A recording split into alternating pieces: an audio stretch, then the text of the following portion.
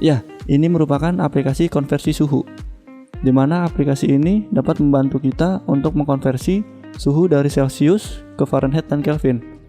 Pada aplikasi ini terdapat beberapa halaman, ada halaman home, kemudian halaman konversi untuk kita melakukan konversi, kemudian ada halaman informasi dan edukasi suhu, kemudian ada tentang aplikasi. Aplikasi ini dapat berjalan di mobile, Android atau iOS, serta di desktop, Windows, maupun macOS. Untuk tampilan sudah responsif.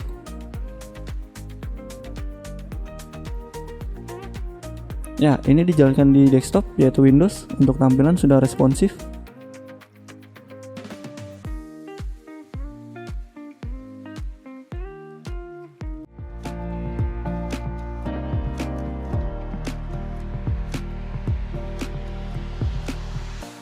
Halo teman-teman, selamat datang kembali di channel Bersama Code. Di video kali ini kita akan membahas cara membuat aplikasi lintas platform menggunakan .NET MyUI Blazor Hybrid. Teknologi yang memungkinkan kita menulis kode satu kali dan menjalankannya di Windows, macOS, Android, dan iPhone atau iOS.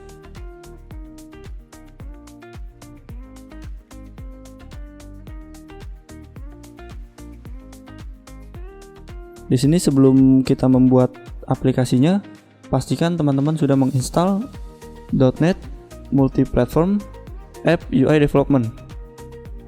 Atau jika teman-teman ingin mengikuti instalan apa saja yang sudah saya install, juga boleh. Kemudian jika sudah menginstal, kita buka Visual Studio-nya. Kemudian di sini kita bisa create a new project. Searching .NET MyUI Blazor. Pilih yang .NET MyUI Blazor Hybrid App. .NET MyUI Blazor Hybrid merupakan framework yang memungkinkan kita membangun aplikasi lintas platform dengan satu basis kode, tanpa perlu membuat kode terpisah untuk setiap sistem operasi. Di sisi lain, Blazor adalah teknologi berbasis web yang memungkinkan kita membangun antarmuka pengguna menggunakan HTML dan C#. Kemudian apa keunggulannya? Dengan Blazor Hybrid, aplikasi yang kita buat tetap memanfaatkan teknologi web, tetapi dijalankan secara native di perangkat seperti Windows, Android, iOS, dan macOS. Sementara apa itu aplikasi native? Native berarti aplikasi berjalan langsung di sistem operasi target dan bisa menggunakan fitur perangkat seperti kamera, GPS, dan notifikasi sistem. Berbeda dari aplikasi web yang berjalan di browser dan memiliki akses terbatas ke fitur perangkat. Kemudian di sini kita bisa klik next. Di sini bisa beri nama project name. Di sini saya menamainya yaitu konversi suhu. Di sini terdapat checkbox place solution and project in the same directory. Tidak dicentang. Ini merupakan saat membuat project kita tidak menyimpan solusi dan project dalam directory yang sama, dan kita tetap menggunakannya seperti itu. Dalam artian kita tidak mencentangnya. Kenapa begitu? Karena agar struktur project yang modular. Modular berarti struktur project lebih terpisah dan fleksibel, sehingga lebih mudah untuk dikelola dan dikembangkan. Ini sangat membantu terutama untuk project besar atau tim yang bekerja secara kolaboratif.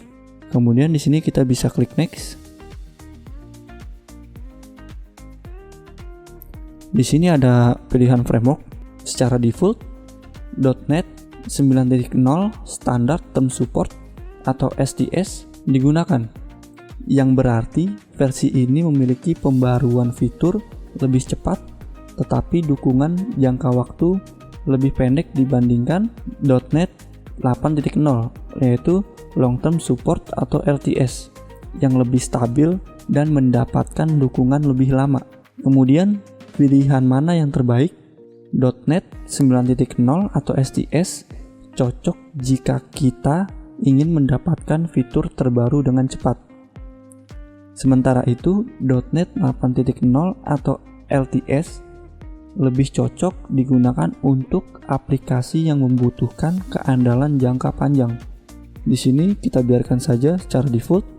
Nah, di sini ada checkbox include sample page, di mana kita tidak akan menyertakan halaman contoh atau sample page dalam project kita. Dengan mengikuti pengaturan default yang tidak mencentang opsi include sample page, kita bisa membangun aplikasi dari awal dengan kendali penuh atas desain dan fitur yang kita inginkan. Kemudian ada tambahan terkait apa itu berbasis web. Berbasis web berarti aplikasi menggunakan HTML, CSS, dan JavaScript, atau dalam kasus Blazor, C# untuk membangun antarmuka pengguna. Tetapi dengan Blazor Hybrid, kita tetap bisa menggunakan teknologi web, tetapi aplikasi tidak berjalan di browser, melainkan langsung sebagai aplikasi native di perangkat desktop atau mobile. Selanjutnya kita bisa create.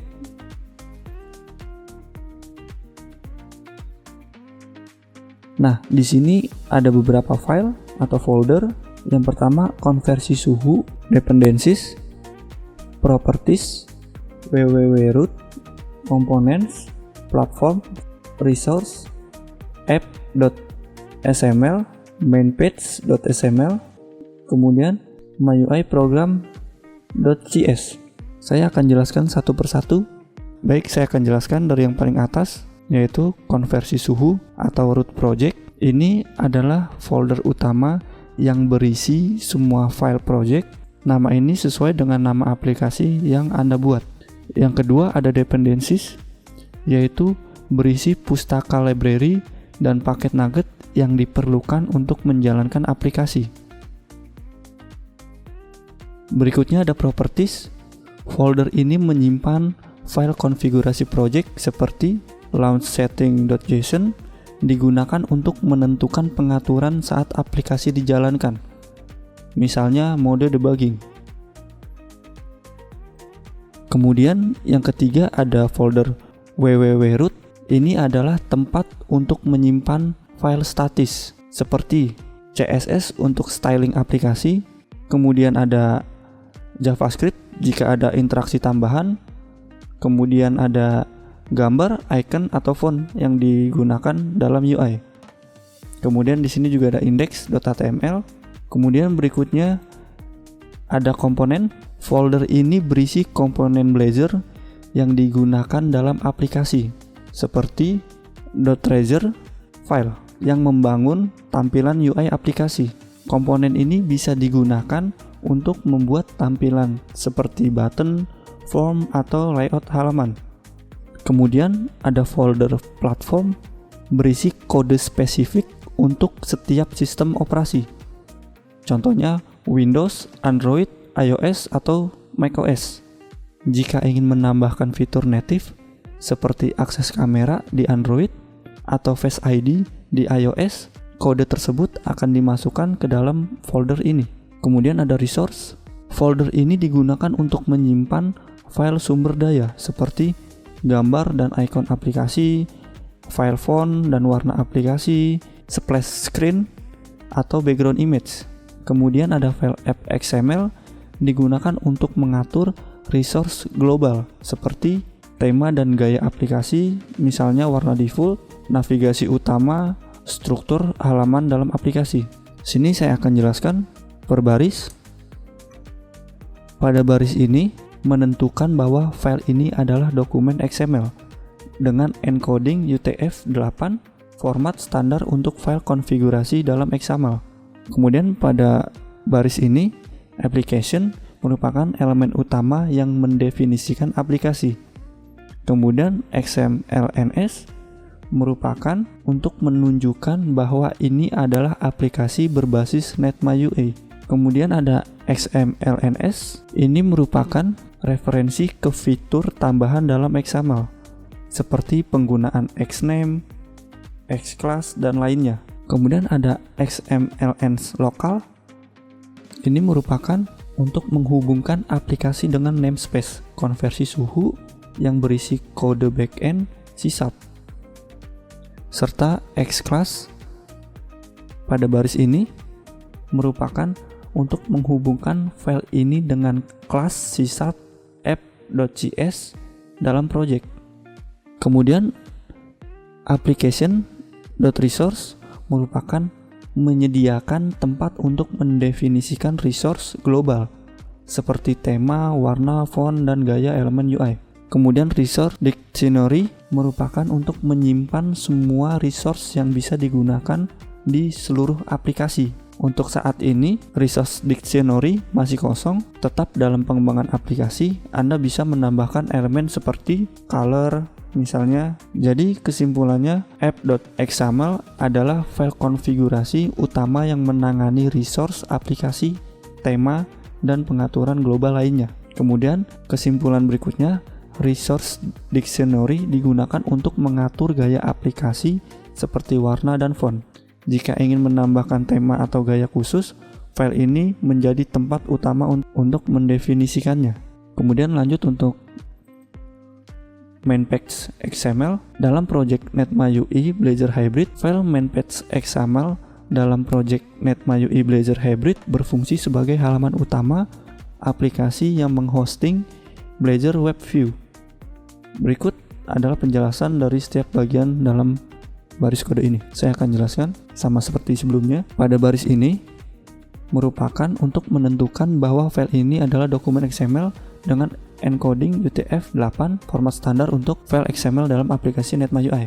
Kemudian content page ini untuk menentukan bahwa ini adalah halaman utama aplikasi. Untuk ini, baris kode ini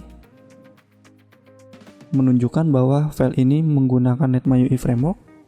Kemudian ini referensi untuk fitur tambahan dalam XML seperti penggunaan Xname dan class dan lainnya sama seperti sebelumnya. Kemudian ini untuk menghubungkan file ini dengan kode backend dari namespace konversi suhu. Kemudian ini menghubungkan file ini dengan komponen Blazor yang berada di folder komponen. Untuk ini, untuk menentukan bahwa file ini terkait dengan kelas C# mainpage.js yang mengendalikan logika backend halaman utama.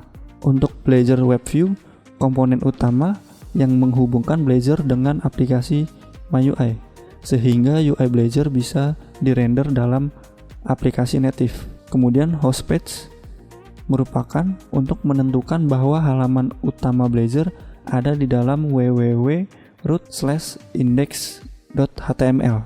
Kemudian Blazor Web View.root components digunakan untuk mendaftarkan komponen Blazor sebagai bagian dari UI aplikasi. Root component selector app menunjukkan bahwa aplikasi Blazor akan dirender dalam elemen HTML yang memiliki ID app dalam file index.html. Kemudian komponen .type merupakan merujuk pada komponen Blazor routes.razor yang digunakan untuk menangani navigasi dalam aplikasi. Jadi kesimpulannya, main.page.xml ini adalah halaman utama dalam aplikasi .NET-MyUI Blazor Hybrid. Blazor Web View digunakan untuk menampilkan halaman Blazor dalam aplikasi native di .NET-MyUI. Aplikasi ini menggunakan Blazor dengan UI, tetapi tetap bisa berjalan secara native di perangkat seperti Windows, macOS, Android, dan iOS. Kemudian selanjutnya ada MyUI program.cs. Dalam project .NET-MyUI Blazor Hybrid berfungsi sebagai entry point aplikasi, tempat di mana semua konfigurasi awal dibuat sebelum aplikasi dijalankan. Saya akan jelaskan pada baris pertama, ini mengimpor pustaka logging untuk membantu proses debugging aplikasi. Namespace konversi suhu untuk menentukan bahwa kode ini termasuk dalam namespace konversi suhu yang digunakan di seluruh project. Untuk public static, ini merupakan kelas MyUI program bersifat statik, artinya tidak perlu membuat objek dari kelas lain. Untuk baris code ini merupakan metode utama yang digunakan untuk membangun dan mengonfigurasi aplikasi sebelum dijalankan. Var builder ini membuat builder untuk mengatur aplikasi MyUI. Untuk baris ini, untuk mengatur bahwa aplikasi akan menggunakan kelas app.js sebagai titik masuk utama. Untuk konfigur font, untuk menambahkan font custom ke dalam aplikasi. Font.add font untuk mengimpor Open Sans regular.ttf dengan nama akses Open Sans regular pada baris ini, yaitu untuk mendaftarkan Blazor WebView ke dalam aplikasi sehingga aplikasi bisa menjalankan antarmuka berbasis Blazor. Untuk ini baris code ini yaitu if debug and if bagian kode ini hanya dieksekusi jika aplikasi sedang berjalan dalam mode debug. Kemudian add Blazor WebView Developer Tools menambahkan tools pengembangan Blazor untuk membantu debugging UI atau UI Blazor. Builder logging at debug yaitu mengaktifkan logging debug sehingga pesan-pesan log dapat muncul untuk membantu analisis kesalahan. Kemudian ada return builder.build yaitu untuk menyusun dan membangun aplikasi MyUI berdasarkan semua konfigurasi yang telah ditentukan sebelumnya. Jadi kesimpulannya, MyUI program.cs adalah entry point aplikasi, tempat di mana konfigurasi awal dibuat sebelum aplikasi berjalan. Blazor WebView didaftarkan agar bisa menjalankan UI berbasis Blazor dalam aplikasi MyUI. Untuk logging dan developer tools hanya diaktifkan saat debug untuk membantu pengembangan dan debugging. Di sini saya juga akan jelaskan untuk file.razor. File.razor ini digunakan untuk membangun antarmuka pengguna UI Blazor dalam aplikasi, yaitu berisi HTML dan sysap dalam satu file untuk membuat tampilan dan logika. Bisa berupa halaman page atau komponen code dalam aplikasi Blazor. Untuk XML ini, yaitu file yang digunakan untuk membangun tampilan UI natif dalam MyUI menggunakan bahasa CML atau Extensible Application Markup Language. Biasanya digunakan untuk halaman aplikasi dalam MyUI seperti main page XML. Mendukung binding data dan elemen UI seperti button, label, dan form. Nah, nanti untuk kedepannya kita menggunakan halaman CSS dengan format contoh misalkan home.razor.css merupakan halaman untuk style sheet CSS khusus yang digunakan untuk komponen Blazor dalam project. Setiap file .razor bisa memiliki file.razor.css untuk mengatur tampilan, serta untuk file .cs ini merupakan file yang digunakan untuk menulis kode backend dan logika aplikasi dalam sysap. Bisa berupa kelas utama, model data, atau event handler dalam aplikasi MyUI. Oke, sekarang langsung saja kita jalankan. Kita bisa jalankan untuk Android Device Manager. Android Device Manager di Visual Studio adalah bagian dari Android emulator yang digunakan dalam pengembangan aplikasi .NET MyUI atau Xamarin. Bisa kita klik. Nah, di sini saya menggunakan Pixel 7 API 35. di mana ini adalah versi terbaru dari emulator Android. Jadi, Anda bisa menguji aplikasi dengan fitur paling baru yang tersedia di Android 15. Untuk x86 64 ini merupakan arsitektur untuk emulator di Windows karena berbasis x86 yang biasanya lebih cepat dibandingkan ARM dalam simulasi. Untuk memori 1 GB ini mungkin cukup untuk aplikasi ringan, tetapi jika aplikasi menggunakan banyak sumber daya, disarankan untuk meningkatkan RAM agar emulator berjalan lebih lancar. Kita bisa klik start.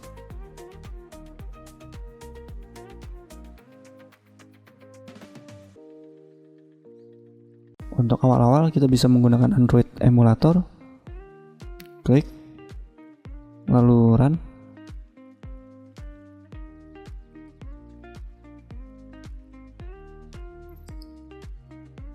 Nah, ini sudah terbuka. Hello World ini berasal dari Home Razor ini. Sebelum memulai, pastikan teman-teman mengaktifkan fitur Hot Reload. Yang ini, di mana Hot Reload ini adalah fitur yang memungkinkan perubahan kode secara langsung terlihat di aplikasi tanpa perlu menjalankan ulang aplikasi secara penuh. Untuk cara mengaktifkannya, bisa pergi ke debug sini, kemudian ke option, kemudian debugging, kemudian cari ini, bisa di enable hot reload-nya, klik OK dan close. Jika sudah mengaktifkan hot reload, ini bisa di close live preview-nya, Kemudian jika menggunakan hot-reload, maka langsung berubah tanpa harus menjalankan ulang. Oke, untuk selanjutnya kita akan membuat halaman home. Jika ingin mencari ini ada di folder mana, kita bisa arahkan kursor ke sini. Lalu bisa terlihat path atau lokasi filenya, yaitu ada di komponen paths_home.treasure. Ini bisa kita tutup dulu semuanya. Komponen paths dan home.treasure ini. Oke, di sini saya harap teman-teman sudah minimal tahu cara menggunakan HTML dan juga CSS ya. Namun jika yang belum paham apa itu HTML dan CSS, saya akan coba jelaskan. Di sini kita bisa hapus bagian ini. Kemudian pada baris ini merupakan untuk menentukan bahwa komponen ini diakses melalui URL dengan contoh sebagai berikut. Di sini yang sudah terbiasa menggunakan HTML dan CSS dapat lebih mudah ya untuk membuat aplikasinya. Di sini kita bisa membuat div. Ini merupakan kontainer utama dengan gaya CSS home container. Kemudian di sini bisa enter sebagai judul halaman, kita save. Kemudian bisa kita bikin paragraf di sini ya. Kemudian kita bisa bikin link untuk buttonnya. Di sini saya akan mengetikkan kodenya terlebih dahulu ya. Nanti baru saya jelaskan agar videonya tidak terlalu panjang. Nah, nanti di sini kita akan buat buttonnya untuk mengarah ke halaman konversi. Selanjutnya kita bisa bikin di sini untuk CSS-nya. Untuk membuat add new item dengan cepat, kalian bisa menekan Ctrl, Shift, dan A. Ini kita bisa beri nama home. Namanya harus sama ya. Home kan .azure. Maka tinggal tambahkan sini CSS. Pastikan namanya sama. Sini kita bisa nulis CSS-nya.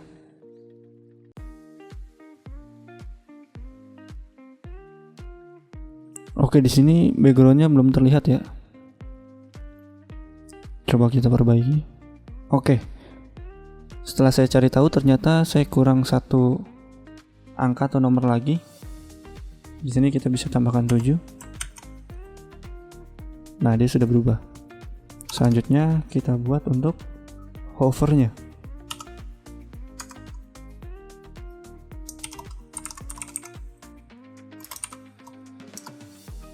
Jadi penjelasan singkat saja ya, agar tidak terlalu panjang. Untuk code ini maksimal lebar kontainer agar tidak terlalu lebar di layar besar. Kemudian untuk margin memberi jarak vertikal 60 pixel dan posisi horizontal di tengah. Untuk padding yaitu ruang dalam atau padding agar konten tidak mepet ke tepi. Untuk background linear memberikan latar belakang gradasi biru. Kemudian untuk border radius membuat sudut kontainer menjadi membulat. Yang ini ya, membuat seperti ini. Kemudian text align untuk menjadi center. Font family ini merupakan style family. Style fontnya seperti apa. Kemudian saya akan lanjutkan. Untuk hover ini memberikan bayangan muncul saat kursor diarahkan ke kontainer. Ini untuk ukuran font, jarak bawah dari judul, ketebalan font, serta efek bayangan pada teks agar terlihat menonjol. Kemudian kita bikin buttonnya. Jadi penjelasannya, ini menjadikan tombol berada di satu baris dan bisa diberi padding. Kemudian ini untuk ukuran padding tombol, untuk ukuran teks tombol, untuk warna teks, ini menghapus border default tombol dengan sudut bulat penuh, kemudian mengubah kursor menjadi tangan saat diarahkan ke tombol, serta font sedikit lebih tebal. Ini tidak bekerja karena kita menjalankan di Android emulator dan akan bekerja di desktop. Ini tidak terlihat karena kita menjalankan di Android dan akan terlihat ketika kita menjalankan di desktop. Nanti kita akan coba jalankan di desktop.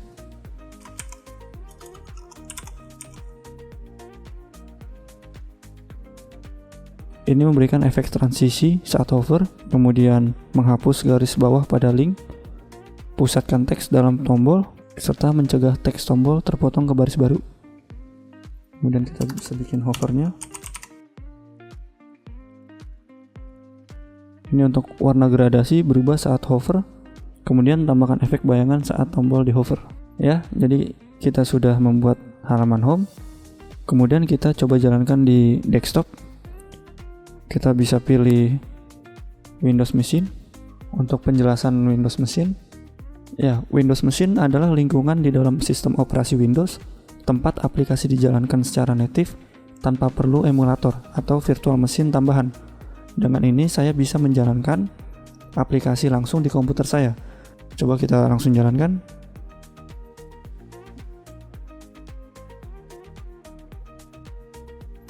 Ya, ini tampilannya ya. Kita sudah membuat halaman home. Oke, setelah ini kita akan membuat navbarnya. Kita bisa pergi ke komponen, bisa ke layout, add, item, nav menu, eraser.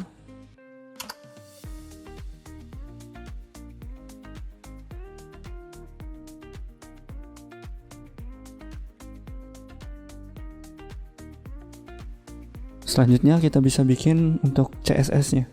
Tekan Ctrl Shift A. Nggak akan muncul. Sekali lagi pastikan sama nama filenya.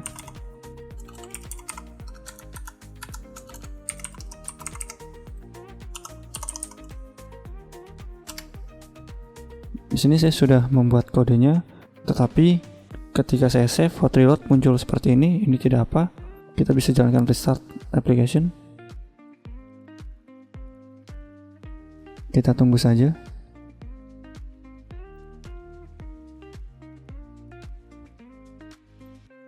Di sini bisa dirubah untuk main layoutnya menjadi seperti ini.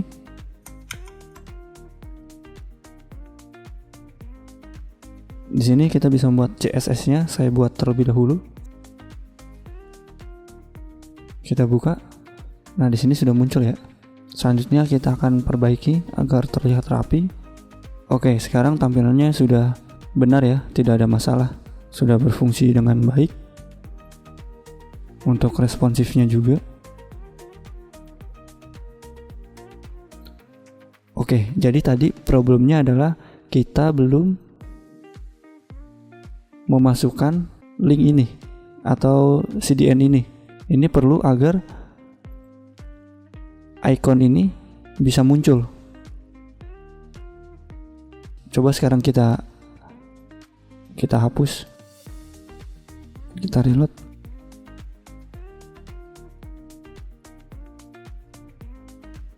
Nah, maka ini akan berantakan. Jika kita menggunakan ini, kita save. Kita bisa restart aplikasi saja.